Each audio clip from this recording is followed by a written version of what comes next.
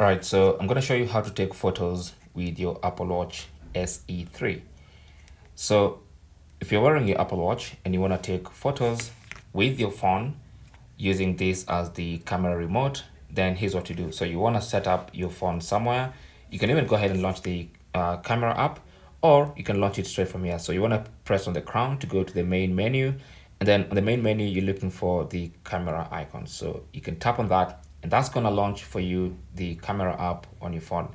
Now of course you can choose whether you want to video or photo, and then you can use your watch as the shutter button. So let's say you've propped this somewhere on a tripod and maybe you're trying to take photos of yourself or videos of yourself. You tap here, it gives you a 3-second timer and takes that photo. Okay, now, or video. So for photos, in fact, let me switch to the selfie cam. So it tap there, gives you a 3-second timer, takes a photo. Simple as that.